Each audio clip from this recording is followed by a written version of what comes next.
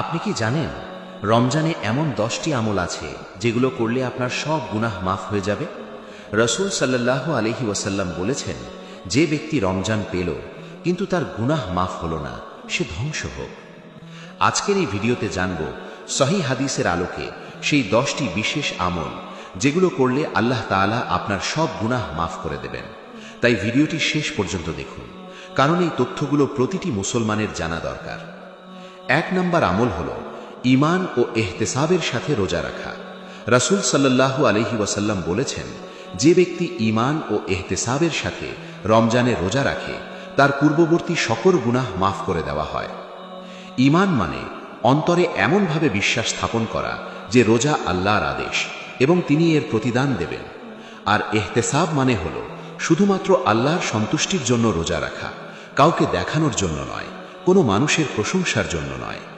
আপনি যদি এই দুটি শর্ত সহকারে রোজা রাখেন তাহলে আল্লাহ আপনার আগের সব গুনাহ মাফ করে দেবেন।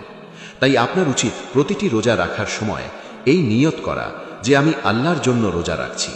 এবং মনে রাখবেন, রোজা মানে শুধু খাবার থেকে বিরত থাকা নয়, বরং সব পাপ থেকে বিরত থাকা। 2 নম্বর আমল হল তারাবিহ নামাজ পড়া। রাসূল সাল্লাল্লাহু আলাইহি ওয়াসাল্লাম বলেছেন, যে ব্যক্তি ঈমান ও ইহতিসাবের সাথে রমজানের রাতে তারাবিতে দাঁড়ায় তার পূর্ববর্তী গুনাহ মাফ করে দেওয়া হয়। এবং যে ব্যক্তি ইমামের সাথে তারাবিতে দাঁড়ালো এবং সে চলে যাওয়া পর্যন্ত থাকলো, তার জন্য পুরো রাত দাঁড়ানোর সওয়াব লেখা হয়। তাই আপনার উচিত প্রতি রাতে মসজিদে গিয়ে পূর্ণ তারাবিহ পড়া। মহিলারা ঘরে পড়তে পারেন এবং তাড়াহুড়া না করে ধীরে সুস্থে পড়া। 3 নম্বর আমল হল লাইলাতুল কদরে ইবাদত করা। রাসূল সাল্লাল্লাহু আলাইহি ওয়াসাল্লাম বলেছেন, তোমরা লাইলাতুল কদর খোঁজ করো রমজানের শেষ দশকের বেজোড় রাতগুলোতে।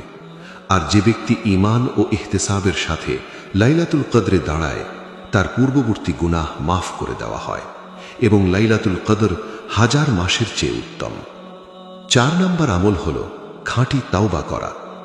হাদিসে এসেছে, যে ব্যক্তি কোনো গুনাহ করল, তারপর ভালোভাবে ওযু করল, 2 রাকাত নামাজ পড়ল এবং আল্লাহর কাছে ক্ষমা চাইল, আল্লাহ তাকে ক্ষমা করে দেন।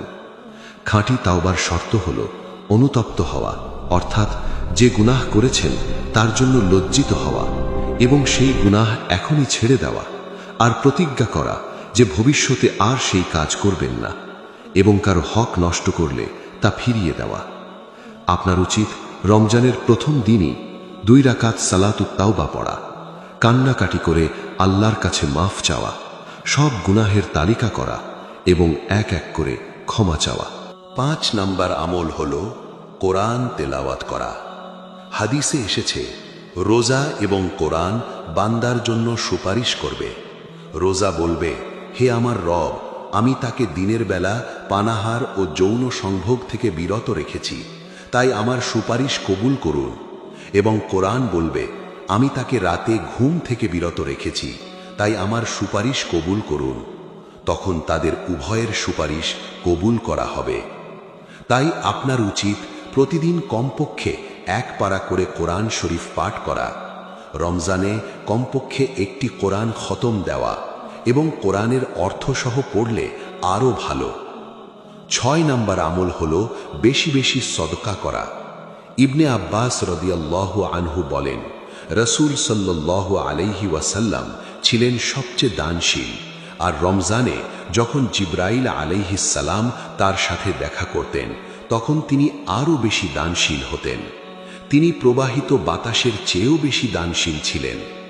রাসূল সাল্লাল্লাহু আলাইহি ওয়াসাল্লাম বলেছেন, সদকা গুনাহকে এমনভাবে নিভিয়ে দেয় যেমন পানি আগুন নিভিয়ে দেয়।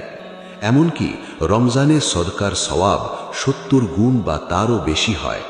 তাই আপনার উচিত প্রতিদিন কিছু না কিছু সদকা করা, গরিব আত্মীয়দের সাহায্য করা, মসজিদে দান করা এবং সদকাতুল ফিতর আদায় করা। 7 নম্বর আমল হল কোনো রোজাদারকে ইফতার করানো। রাসূল সাল্লাল্লাহু আলাইহি ওয়াসাল্লাম বলেছেন, যে ব্যক্তি কোনো রোজাদারকে ইফতার করাবে সে তার সমান সওয়াব পাবে, তবে রোজাদারের সওয়াব থেকে কিছুই কমানো যাবে না। তাই একটি খেজুর বা 1 চুমুক পানি দিয়ে হলেও কাউকে ইফতার করান, পূর্ণ সওয়াব পাবেন।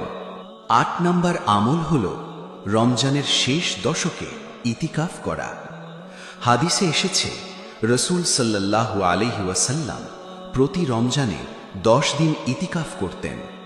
যে বছর তিনি ওফাত পান সে বছর তিনি 20 দিন ইতিকাফ করেন।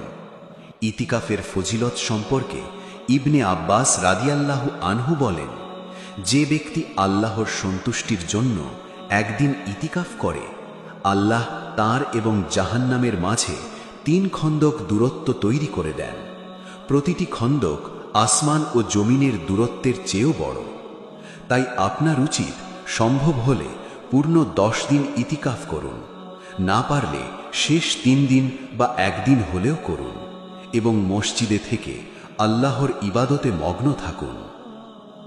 9 নম্বর আমল হল মানুষের সাথে সুসম্পর্ক স্থাপন। রাসূল সাল্লাল্লাহু আলাইহি ওয়াসাল্লাম বলেছেন, মানুষের আমলসমূহ প্রতি সোমবার ও বৃহস্পতিবার আল্লাহর কাছে উপস্থাপন করা হয়।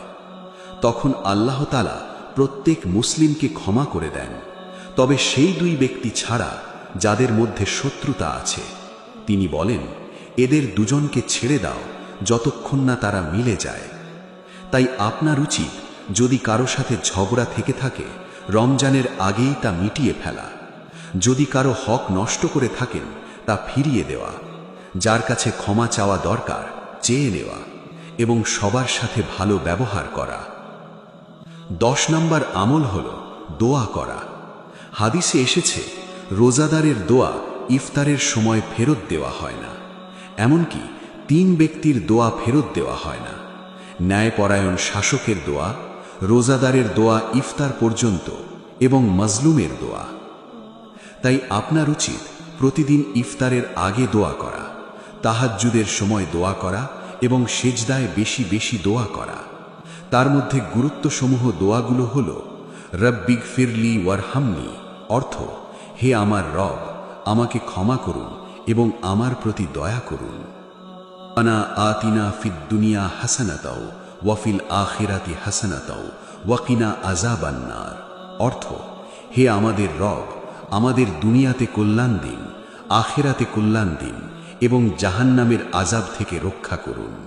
আল্লাহুম্মা ইন্নী আসআলুকাল জান্নাহ ওয়া আউযু বিকা মিনান নার, অর্থ হে আল্লাহ, আমি আপনার কাছে জান্নাত চাই এবং জাহান্নাম থেকে আশ্রয় চাই।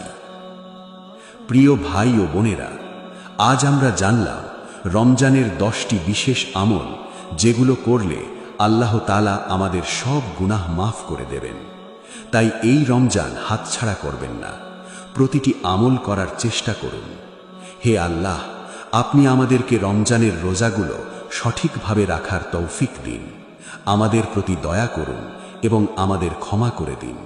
আমিন।